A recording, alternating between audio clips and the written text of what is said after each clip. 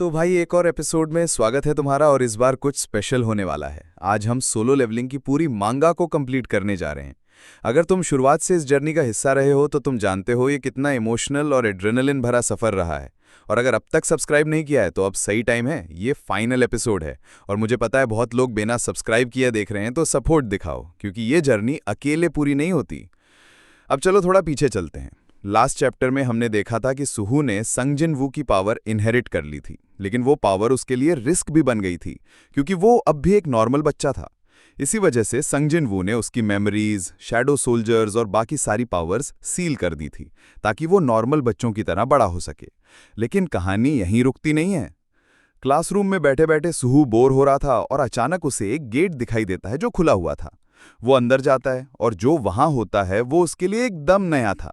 सब कुछ गेम जैसा लग रहा था। नोटिफिकेशन पॉपअप हो रहे थे, मॉन्स्टर्स सामने आ रहे थे और हर फाइट के बाद उसका लेवल बढ़ रहा था। शुरुआत में वो शॉक था, लेकिन धीरे धीरे उसे सब मजा आने लगा। फिर आता है एक मोमेंट जब वो इग्निस के सामने खड़ा होता है। एक तगड़ी एंट्री, लेकिन इग्निस उसे एक ही हिट में उड़ा देता है। लेकिन कहानी वहीं खत्म नहीं होती। सुहू फिर से रिस्पॉन करता है और दोबारा वही रास्ता तय करता है। मॉन्स्टर्स से लड़ते हुए अपना लेवल बढ़ाता है और फिर एक बार फिर इग्निस के सामने खड़ा हो जाता है। लेकिन इस बार कुछ बदला हुआ है। उसका लेवल, उसकी फाइटिंग स्पिरिट, सब कुछ अब एक नए लेवल पर है। वो इग्निस को पंच करता है और अब इग्निस को भी समझ में आने लगता है कि ये बच्चा कोई मामूली इनहेरिटर नहीं है। सुहू की हर मूव पहले से ज्यादा पावरफुल है और वो अब सिर्फ बचने या सीखने के लिए नहीं लड़ रहा, वो डोमिनेट कर रहा है। इग्निस उसे देख के सोचने लगता है कि ये वही यंग मोनार्क है जिसके अंदर वो पोटेंशियल है जो उसने पहले कभी नहीं देखा। सुहू भी खुद को देखता है और रियलाइज करता है कि उसने लेवल 1 से लेकर यहां तक की जर्नी अकेले की है, बिना किसी गाइड, बिना किसी एक्सपीरियंस के। और अब जब वो अपने स्टैट्स देखता है तो पता चलता है कि उसका कंबाइंड लेवल 110 पहुंच चुका है। उसके पास अब यंग मोनार्क का टाइटल है और शैडो मोनार्क की इनहेरिटेंस से उसके स्टैट्स में सीधा 40 पॉइंट्स का बूस्ट मिला है। इसके बाद वो इग्निस को एक ऐसा ब्लो मारता है कि इग्निस खुद भी रिएक्ट नहीं कर पाता और सुहू बिना रुके लगातार अटैक करता है। इग्निस अब उसे सिर्फ एक बच्चा नहीं समझता, वो अब उसे एक असली खतरा मानने लगा है। और यही वो मोमेंट है जहां कहानी अपने सबसे बड़े मोड़ पर आती है। संगजिन वू अब एक डिवाइन बीइंग बन चुका है और सुहू उसी का बेटा है। तो टैलेंट कहां से आया ये अब किसी को बताने की जरूरत नहीं है। भाई, यंग मोनार्क को अपनी पावर का बस 1% भी नहीं पता, लेकिन वो फिर भी इतने दूर तक आ चुका है। यही उसकी सबसे बड़ी ताकत है। तो भाई, इग्निस के सामने सू खड़ा था और दोनों के बीच एक आखिरी टक्कर चल रही थी। तभी इग्निस रुकता है और पहली बार वो कहता है, young monarch, it is my loss. और उस एक लाइन के साथ इग्निस अपनी हार एक्सेप्ट कर लेता है। लेकिन सुहू वहीं नहीं रुकता, वो एक जबरदस्त पंच मारता है, ऐसा पंच जो इग्निस को पूरी तरह खत्म कर देता है। लिटरली उसकी एग्जिस्टेंस मिट जाती है। और फिर सुहू जोर से चिल्लाता है, मैं जीत चुका हूं। उस मोमेंट के बाद हम देखते हैं कि उसका लेवल फिर से इंक्रीज होता है और तभी उसके पीछे एक और गेट ओपन हो जाता है। सुहू को लगता है शायद यही एग्जिट है, शायद अब वापस जा सकता हूं। लेकिन जैसे ही वो अंदर जाता है, सीन पूरा बदल जाता है। सामने एक मैसिव बिल्डिंग है जो पूरी तरह आग में जल रही है। वो थोड़ा कंफ्यूज होता है, शॉक में होता है, लेकिन फिर भी आगे बढ़ता है। वहीं पर एक 3 हेडेड क्रिएचर सामने आता है, एकदम इंटिमिडेटिंग। लेकिन सुहू को कोई फर्क नहीं पड़ता। उसने इतने सारे मॉन्स्टर्स से फाइट की है कि अब डर जैसी कोई चीज बची नहीं है। वो सीधे जाके उन सब को खत्म कर देता है जैसे कुछ हुआ ही ना हो। फिर एक और दरवाजा आता है और इस बार वो खुद सोच रहा होता है कि अगर मैंने इसे नहीं खोला तो आगे कुछ भी नहीं होने वाला। और जैसा कि हम जानते हैं, वो दरवाजा खोलता है। अब जो जगह आती है वो सब पहचानते हैं, डीमन कैसल। हाँ, वही जगह जहां पहले संगजिन वू आया था अपनी शैडो आर्मी के साथ। उसने हर एक फ्लोर क्लियर किया था, बॉस को हराया था और यहीं से एक नया चैप्टर शुरू हुआ था। अब वही जगह है, लेकिन इस बार सुहू के लिए। और यहां कोई शैडो आर्मी नहीं है, वो अकेला है। कई लोग कंफ्यूज हो सकते हैं कि सुहू के साथ ही सब हो क्या रहा है। असल में ये पूरा सेटअप सिर्फ और सिर्फ सुहू को स्ट्रांग बनाने के लिए बनाया गया है, ताकि वो ना सिर्फ शैडो मोनार्क की पावर को इनहेरिट करे, बल्कि उसे कंट्रोल भी कर पाए। क्योंकि सिर्फ इनहेरिट करना काफी नहीं है, उसके लिए खुद फिजिकली और मेंटली दोनों स्ट्रांग बनना पड़ेगा। और ये सिस्टम, ये कोई रैंडम गेम नहीं है, ये संगजिन वू ने खुद डिजाइन किया है। अब जैसे जैसे सू आगे बढ़ता है, क्रिएचर्स आते हैं, फाइट होती है, लेकिन उसका रिएक्शन अब बिल्कुल बदल चुका है। जैसे सतामा का होता है ना, वन पंच मैन का रिएक्शन होता है, वैसा ही है। वो एक पंच में सब खत्म कर रहा होता है और चेहरे पर एकदम नो इमोशन, जैसे बोर हो रहा हो। पहले वो 10th फ्लोर तक पहुंचता है, फिर 20th, फिर 50th, सब क्लियर करता जाता है। और जब 50th फ्लोर का बॉस आता है तो वो मनी मन सोचता है, इतना कमजोर, मजा ही नहीं आ रहा यार। इस तरह एक एक करके सब फ्लोर क्लियर करते हुए वो 87 तक पहुंच जाता है और बैकग्राउंड में कोई देख रहा होता है और खुद से बोलता है, ये बंदा इतनी जल्दी यहां तक कैसे पहुंच गया। मतलब वो इतना स्ट्रांग हो चुका है कि लोग अब उसका रूट फॉलो नहीं कर पा रहे। फाइनली सू 100th फ्लोर तक पहुंचता है और यहां पहुंचकर भी वो बोर हो रहा होता है, बस इतना ही था। लेकिन तभी कुछ नोटिस करता है। सामने एसिल है, हाँ वही एसिल जो संगजिन वू की कहानी में एक मेजर रोल निभा चुकी है। उसके साथ उसके क्लैन के लोग हैं, लेकिन सुहू को इनके बारे में कुछ भी नहीं पता। वो तुरंत अटैक करने के लिए मूव करता है, लेकिन एसिल चिल्ला के कहती है रुको, और सू वहीं रुक जाता है। एसिल उसे बताती है कि संगजिन वू जब यहां आया था उसके पास उसकी शैडो आर्मी थी, फिर भी उसे बहुत स्ट्रगल करना पड़ा था।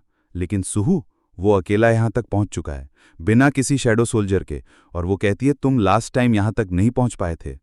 ये सुन के सू शॉक हो जाता है। लास्ट टाइम मतलब वो पहले भी ये सब कर चुका है। लेकिन एसिल बात घुमा देती है। यहां से एक बहुत इंपॉर्टेंट चीज सामने आती है। ये पूरा सिस्टम, ये पूरी ट्रेनिंग सिर्फ सुहू के लिए बनी है। और ऐसा नहीं कि वो पहली बार इसमें है, वो इससे पहले भी कई बार आ चुका है, लड़ चुका है, लेकिन हर बार उसकी मेमोरी वाइप हो जाती है और वो फिर से शुरू करता है, फिर से ट्रेन होता है। फिर एसिल खुद को इंट्रोड्यूस करती है। वो कहती है कि उनका क्लैन यहीं रहता है और ये फाइनल लेवल है। सुहू थोड़ा कंफ्यूज होता है, तो अब फाइट नहीं होगी। लेकिन एसिल कहती है नहीं, अब सब कुछ खत्म हो चुका है। और तभी वो बात करना शुरू करती है डीमन किंग के बारे में। एसिल उसे बताती है कि ये जो 100वां फ्लोर है, यहाँ पे कभी डीमन किंग रहता था, लेकिन अब उसके क्लैन वाले ही इस एरिया में रहते हैं। वो सुहू को बधाई देती है इतनी दूर तक अकेले आने के लिए, और साथ ही बताती है कि उसके पिता यानी संगजिन वू ने उसके लिए खास बैंक्वेट तैयार करवाया है। लेकिन सुहू उस समय थोड़ा कंफ्यूज होता है, जैसे कि तुमने ही तो कहा था कि सब कुछ यहीं खत्म हो जाता है, फिर ये गेट क्या है। उसे एक बड़ा सा गेट दिखाई देता है, एक होल जैसे डायमेंशन गेट। और वो पूछता है कि ये लोग इस गेट को गेट क्यों बोलते हैं, जैसे उसे अभी भी पूरे सिस्टम की समझ नहीं आई। एसिल उसे रोकती है, कहती है बैंक्वेट अटेंड करके जा। लेकिन सुहू को तो ना डीमंस के खाने में दिलचस्पी है ना पीने में। वो सीधा फोकस करता है उस गेट की तरफ। जाने से पहले वो एसिल से पूछता है तुम्हारा नाम क्या है। एसिल बताती है क्लैन रेडिस, और सुहू कहता है मैं याद रखूंगा, डोंट वरी। और फिर वो उस गेट में एंटर कर जाता है। अब सीन पूरी तरह बदल जाता है। जैसे ही वो एंटर करता है, एकदम से ढेर सारे एंट्स उसके ऊपर टूट पड़ते हैं, वही पुराने यादों वाले। और सुहू के चेहरे पे वही एक्सप्रेशन आता है, नॉट अगेन। लेकिन इस बार वो और ज्यादा स्ट्रांग है। वो एक एक करके सबको खत्म करता है और लेवल 94 तक पहुंच चुका है। हर फाइट के साथ उसका एक्सपीरियंस बढ़ रहा था, स्किल्स शार्प हो रहे थे। और फिर आता है एक दरवाजा, एक मैसिव डोर। सुहू के मन में चल रहा था इतना बड़ा एरिया है तो इसका बॉस कितना बड़ा होगा। लेकिन जब वो अंदर जाता है, सामने बेरू होता है। हाँ, वही बेरू जो सुहू के बचपन में उसके साथ था। सुहू को बेरू याद नहीं, लेकिन बेरू को सब कुछ याद है। वो रो रहा होता है, एकदम इमोशनल। भाई, सीन को देख के दिल हिल जाता है। लेकिन फाइट शुरू होती है। बेरू, जो शैडो मोनार्क की सबसे वफादार यूनिट थी, अब सुहू से लड़ रहा था। बेरू का हर अटैक भारी है, हर मूव इमोशनल है, और सुहू खुद समझ नहीं पा रहा कि ये एंट रो क्यों रहा है, इतना टॉर्चर जैसा क्यों लग रहा है। और तभी सुहू एक जबरदस्त पंच मारता है, इतना जोरदार कि बेरू पीछे गिर जाता है। तभी और शैडो सोल्जर्स एंटर करते हैं। टस्क, बेर, बाकी सारे पुराने फेसेस, सब के सब अब सू के सामने हैं। और जैसे जैसे वो इनसे फाइट करता है, सू खुद सोच रहा होता है, अगर ये सब एक एक करके आते रहेंगे तो मैं कितनी देर तक सर्वाइव कर पाऊंगा। लेकिन फिर भी वो रुकता नहीं। उसकी आंखों में सिर्फ एक चीज है, जीत। और यहीं पर उसकी सबसे बड़ी ग्रोथ होती है। वो खुद को कहता है बस थोड़ा और मैं इन सबको खत्म कर दूंगा। और फिर वो अपनी पावर अनलीश करता है, एक जबरदस्त ऑरा ब्रेक, जिसमें आसपास के सारे ड्रैग्स उसी वक्त खत्म हो जाते हैं। फिर टस्क सामने आता है और एक सिंगल पंच में सू उसे उड़ा देता है। उसके बाद वो बोलता है मेरा स्टैट तो शायद नहीं बढ़ा, लेकिन मेरी स्किल अब पहले से कहीं ज्यादा शार्प हो चुकी है। लेकिन तभी बेलियन की एंट्री होती है। भाई, जिस पल बेलियन आता है, एकदम से माहौल बदल जाता है। उसका प्रेजेंस भारी है और डार्क और थ्रेटनिंग है। सू देख के खुद बोलता है ये अब तक का सबसे स्ट्रांग है। लेकिन इस बार सू डरता नहीं। वो मुस्कुरा के बेलियन से कहता है तुमसे फाइट करने से पहले मुझे कुछ पूछना है, मैंने अब तक कितने सोल्जर्स को डिफीट किया। और बेलियन का जवाब होता है 3000। 3000 शैडो सोल्जर्स को अकेले हराने के बाद सू अब बेलियन के सामने पूरी तरह तैयार खड़ा है। बेलियन धीरे से उसकी तरफ बढ़ता है और कहता है यंग मोनार्क, आपने शानदार ग्रोथ की है। और वहीं से एक नई फाइट शुरू होती है। बेलियन का ऑरा निकलता है, पूरे एरिया को घेर लेता है। सू थोड़ा घबराता है लेकिन फिर चिल्लाता है, तुम लोग मुझे बार बार यंग मोनार्क क्यों बुला रहे हो? आखिर ये यंग मोनार्क है क्या? वो पूरी तरह कंफ्यूज्ड है और शायद पहली बार उसके दिमाग में ये सवाल जोर से उठता है कि ये सब हो क्या रहा है और क्यों। और फाइट शुरू हो जाती है। भाई सुन, अब जो सीन चल रहा है ना, वो पूरा एक मूवी जैसा फील दे रहा है। बेलियन सामने खड़ा है और सू उसके ऊपर पंच पे पंच कर रहा है, लेकिन बेलियन है कि हर एक मूव को डॉज कर रहा है। ऐसा लग रहा है जैसे उसकी आंखों के सामने सब स्लो मोशन में चल रहा हो। और तभी सू बोलता है कि अगर तू मोनार्क होता तो भी समझ आता, लेकिन बार बार यंग मोनार्क क्यों बोल रहे हो? क्या है ये यंग मोनार्क? बेलियन जवाब नहीं देता, लेकिन अगली मूवमेंट में अपना स्वॉर्ड निकाल लेता है। वो जो मैसिव स्वॉर्ड है ना, एक बार निकलता है तो हवा का प्रेशर ही बदल जाता है, पूरा माहौल भारी हो जाता है। सू थोड़ा शॉक में आ जाता है लेकिन फिर भी पीछे नहीं हटता। एक और पंच मारता है, बेलियन फिर से डॉज करता है और तब सू बोलता है कि अपने दोनों हाथों से बचा लोगे, अपने सूट से सब कंट्रोल कर लोगे, लेकिन तुम्हारा जो बड़ा सा पेट है उसको कैसे बचाओगे? और उसी वक्त एक खतरनाक पंच बेलियन के पेट पे दे मारता है, जिससे वो दूर जा गिरता है। लेकिन सू को पता है इतना अटैक किसी भी हालत में इनफ नहीं है। ये बंदा हैवी है, इसे गिराना इतना आसान नहीं होगा। तभी वो बोलता है कि अगर हम लोग ऐसे ही फाइट करते रहेंगे तो रात हो जाएगी और ये खत्म नहीं होने वाला। तो बेहतर है तुम खुद ही बता दो कि इस जगह का मास्टर कौन है। लेकिन मन ही मन उसको समझ आ जाता है कि असली मास्टर बेलियन नहीं है, ये कोई और है। और तभी उसका ध्यान आसमान की तरफ जाता है। वहां कुछ उड़ता हुआ दिखाई देता है। वो एसिल होती है और उसके ऊपर कोई खड़ा है। जैसे ही वो शैडो वहां से गायब होता है, डायरेक्ट एक जबरदस्त अटैक के साथ नीचे गिरता है और सू के ऊपर वार करता है। सू भी बिना टाइम लिए काउंटर करता है और फिर जो सीन आता है ना, वो बस एक शब्द में, बाप बनाम बेटा। संग जिन्नू वर्सेस संग सूहू। जिन्नू की स्पीड, उसकी ताकत, उसके हर एक मूव में परफेक्शन है। ऐसा लग रहा है जैसे उसकी हर मूव डेथ को छू कर आई हो। और सू को समझ आ रहा है ये बंदा अलग ही लेवल का है। उसके हर अटैक में की है और वो बिना किसी मर्सी के स्लैश के बाद स्लैश कर रहा है। सूहू बस डॉज कर रहा है, जैसे तैसे खुद को बचा रहा है, लेकिन चोटें खा रहा है। मन ही मन वो सोच रहा है कि कोई बंदा इतनी पावर कैसे हासिल कर सकता है। ओमनी लाइफ और डेथ के क्राइसिस से गुजरने के बाद ही ये लेवल आता है। फिर वो भी हिम्मत करता है और आगे बढ़ता है एक मैसिव पंच के साथ। लेकिन जिन्नू मूव नहीं करता, वो बस साइड होता है और सूहू उसकी बॉडी को क्रॉस करके आगे चला जाता है। और फिर वो देखता है कि जिन्नू ने उसके गाउंटलेट को बिना टच किए खत्म कर दिया है। उसका हाथ ब्लीड कर रहा है, लेकिन फिर भी उसकी आंखों में डर नहीं है।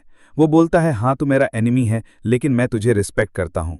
लेकिन फिर एक और पंच मारने के लिए जैसे ही बढ़ता है, जिन्नू ईजिली उसे डॉच कर लेता है और उसके सिर पे हाथ रखता है। वो पूछता है कि तुमने इस गेम को एंजॉय किया? सूहू शोक में आ जाता है। उसे कुछ समझ नहीं आता, लेकिन एक अजीब सा जाना पहचाना फील होता है। और तभी जिन्नू बोलता है, तुमने बहुत अच्छा किया। और उसी वक्त सूहू को रियलाइज होता है कि ये कोई और नहीं, ये उसका डैड है। वो चिल्लाता है डैड, और इससे पहले वो कुछ और कह पाता, जिन्नू उसे गेट के अंदर धक्का दे देता है और बोलता है कि तुम्हें अभी और बहुत दूर जाना है। गेट के अंदर जाते वक्त वो उसे देखता है और अगले पल उसकी आंख खुलती है। वो फिर से क्लासरूम में बैठा है, वहीं से सब शुरू हुआ था। सब कुछ एक सपने जैसा लग रहा है, लेकिन उसके चेहरे पे वो फीलिंग है कि ये कोई आम सपना नहीं था। वो समझ चुका है ये सब एक ट्रेनिंग थी, एक डिवाइन ट्रेनिंग जो उसके फ्यूचर के लिए है। अभी तक रियल वर्ल्ड में कोई गेट नहीं खुला है, कोई डंजन एक्टिवेट नहीं हुआ है, लेकिन वो दिन आएगा, और जब आएगा सूहू तैयार रहेगा। और दूसरी तरफ हम देखते हैं जिन्नू बिल्डिंग की छत पर खड़ा है, अपने शैडो सोल्जर्स के साथ। वो जानता है ये जर्नी अभी बस शुरू हुई है, उसके बेटे की असली कहानी अब लिखी जाएगी।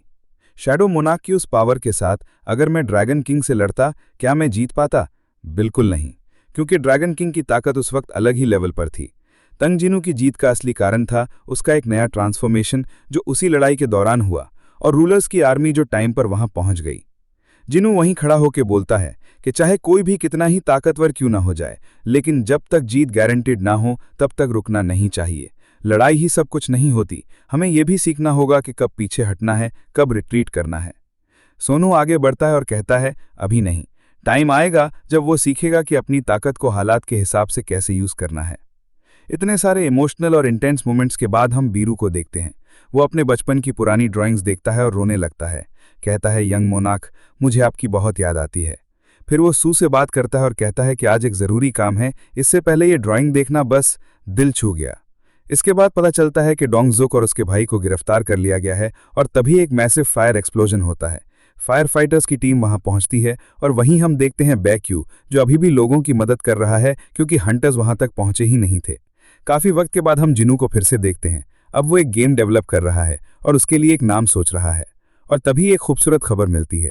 उसकी वाइफ प्रेग्नेंट है, 6 हफ्ते हो चुके हैं और उसकी वाइफ कोई और नहीं, संग जिनू की छोटी बहन है। यह सीन बहुत होलसम है।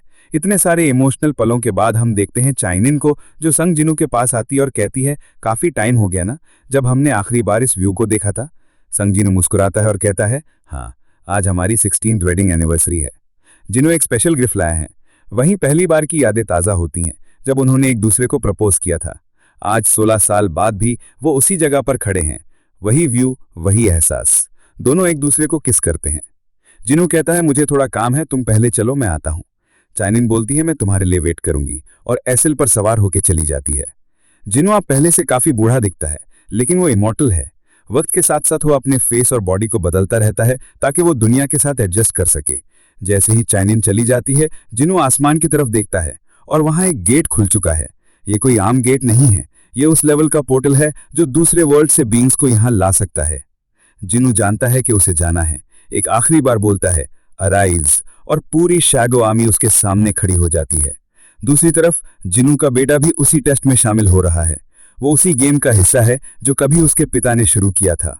जिनू अब उस डंजन के सामने खड़ा है। एक नया मिशन, एक नई शुरुआत, और बैकग्राउंड में सुनाई देती है सू की आवाज। क्या इस बार मैं मरने वाला हूं?